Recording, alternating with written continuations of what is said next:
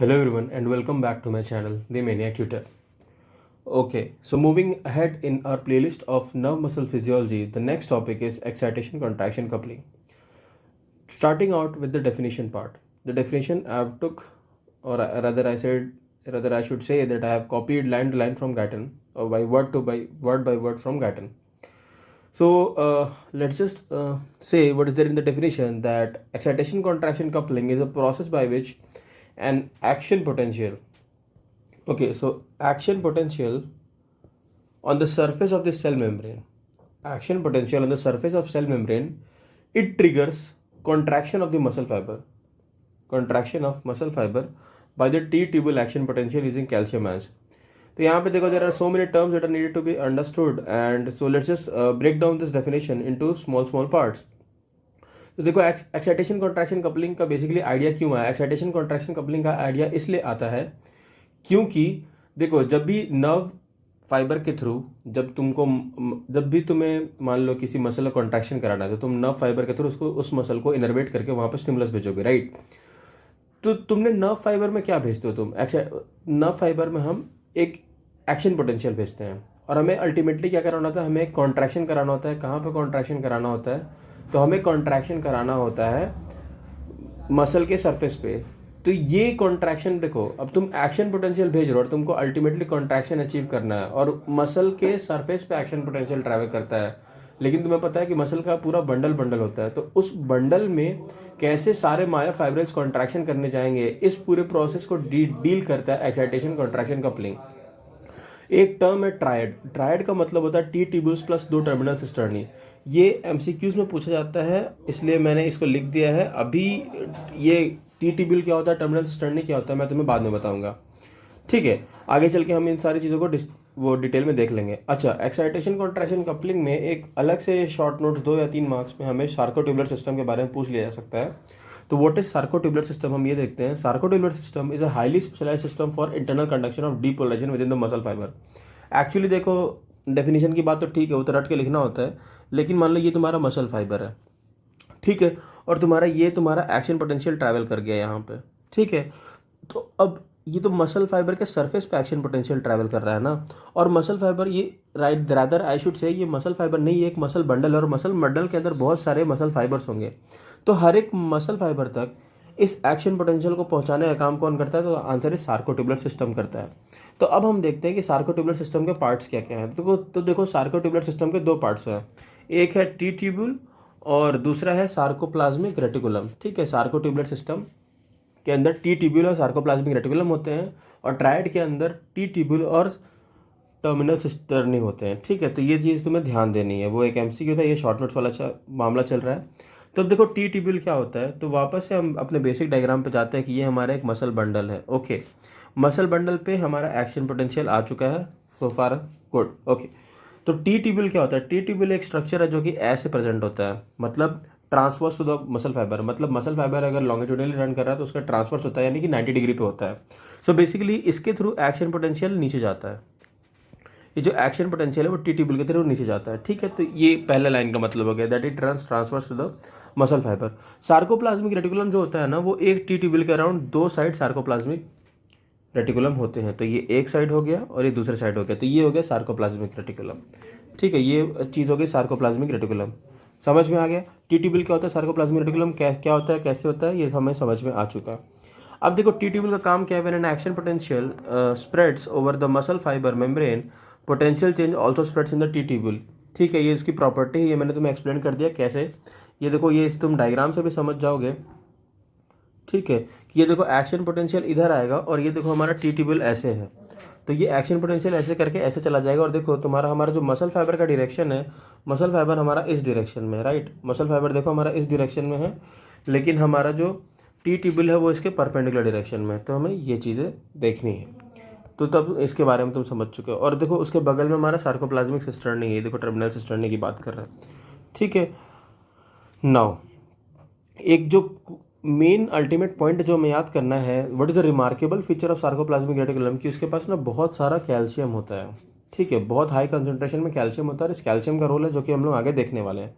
तो अब अगर हम बात करें प्रोसेस की, तो देखो मैं तुम्हें this is how I will be dealing in my all of the videos कि मैं तुम्हें एक डायग्राम से, और it could be the diagram that I will be taking from like book से, और I made a handmade diagram, और diagram में तुम्हें एक्सप्लेन कर दूंगा। उसके बाद मैंने देखो तुम लोग के सहूलियत बोलते हैं, सहूलियत के लिए मैंने सारी चीज़ें लिख दी हैं, ठीक है।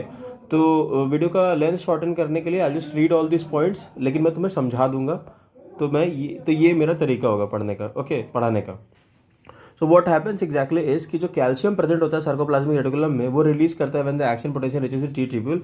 ये स्टार्टिंग लाइन थी गाइटन की जो मैंने लिख दी है, ठीक है। तुम्हें भी लिखना है, स्टार्ट इसी से करना है। लेकिन एक्चुअली होता क्या है कि जैसे ही एक्शन पोटेंशियल यहाँ पे सरफेस पे आया, ये हमारा क्या है, मायोफाइब्रिल है, मतलब एक मसल सेल है, और उसके सरफेस पे हमारा एक्शन पोटेंशियल चल रहा है।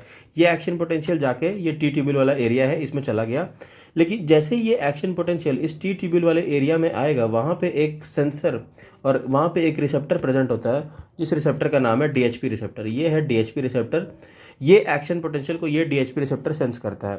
जैसे ही ये डीएचपी रिसेप्टर इस एक्शन पोटेंशियल को सेंस करता है, उसके ही बगल में लगा हुआ एक रायनोडिन रिसेप्टर होता है, जो कि सार्कोप्लाज्मिक रेटिकुलम पे प्रेजेंट होता है। वो रायनोडिन रिसेप्टर भी उस एक्शन पोटेंशियल को सेंस कर लेता है। वापस से बता रहा हूँ, एक्शन पोटेंशियल यहाँ आया, वो यहाँ गया, उसके बाद उसको डीएचपी डायहाइड्रोपिरिडिन रिसेप्टर ने सेंस किया, उसको रायनोडिन रिसेप्टर ने सेंस कर लिया। फिर अल्टीमेटली रायनोडिन रिसेप्टर के सेंस करने के बाद सार्कोप्लाज्मिक रेटिकुलम के थ्रू बहुत सारा कैल्शियम रिलीज हो जाता है। तो ये है अल्टीमेट प्रोसेस तुम्हारा, ठीक है। ये बेसिक सा आउटलाइन वाला प्रोसेस है। और कैल्शियम यहाँ पे सराउंडिंग में स्टोर हो जाता है। ये सराउंडिंग जो कैल्शियम स्टोर हुआ है, इस कैल्शियम को हमारा पूरा मसल फाइबर यूज़ करेगा कॉन्ट्रैक्शन के लिए। और जो भी हमारा जो एक्स्ट्रा कैल्शियम है, एक्स्ट्रा कैल्शियम का क्या फेट होगा, वो एक्स्ट्रा कैल्शियम अल्टीमेटली ये कैल्शियम एटीपीएस पंप के थ्रू अंदर चला जाएगा, ठीक है। अच्छा, ध्यान देने वाली बात क्या है कि कैल्सिक्विस्ट्रिन नाम का एक प्रोटीन होता है, जो कि बहुत ही ज़्यादा अमाउंट में कैल्शियम को अपने आप में बाइंड करता है। चलो, अब अगर हम बात करें कि हमने क्या क्या डिस्कस किया है, तो मैंने उन्हीं चीज़ों को सारा पॉइंट्स टू पॉइंट्स लिख दिया है। तुम इस डायग्राम से रिलेट करना कि जैसे ही since T tubules has sarcoplasmic reticulum on both the sides, so when the action potential reaches the T tubule, जैसे ही एक्शन पोटेंशियल टी ट्यूब्यूल के पास पहुंचता है, तो voltage change is sense by the dihydropyridine receptor. तो कौन सा रिसेप्टर सेंस करता है वोल्टेज चेंज को? आंसर इज डायहाइड्रोपिरिडिन रिसेप्टर, जो मैंने डीएचपी रिसेप्टर की बात की है। This DHP receptor is link to the ryanodine receptor, जो मैंने बताया था कि वो कहाँ होता है, सार्कोप्लाज्मिक सिस्टर्नी में प्रेजेंट होता है, जो कि एक्चुअली कैल्शियम रिलीज चैनल्स होते हैं। मैंने तुम्हें बताया था कि पहले डीएचपी रिसेप्टर के पास जाएगा, फिर रायनोडिन रिसेप्टर के पास जाएगा, और वहाँ से कैल्शियम रिलीज हो जाता है, ठीक है। Action potential reaching this channel triggers the opening of the calcium release channel, वही बात है। Calcium is release in the surrounding of the myofibril by sarcoplasmic reticulum.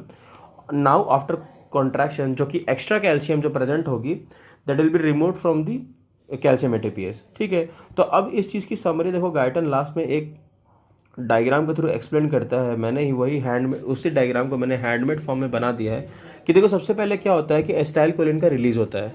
ये एसिटाइलकोलिन का रिलीज कहाँ हो रहा है? नर्व फाइबर के लेवल पे हो रहा है, ठीक है। ये एसिटाइलकोलिन का रिलीज हो गया। उसके बाद जो एक्शन पोटेंशियल, फिर क्या होता है, एंड प्लेट पोटेंशियल जनरेट होता है। ये मैंने न्यूरोमस्कुलर जंक्शन में तुम्हें बता दिया है। यहाँ तक का पार्ट न्यूरोमस्कुलर जंक्शन डील करता है। उसके बाद जो एक्शन पोटेंशियल का ट्रैवल हो रहा है सार्कोलेमा, यानी कि cell membrane of the muscle fibre पे हुआ। उसके बाद movement of action potential in the T tubules मैंने बता रखा है ऑलरेडी।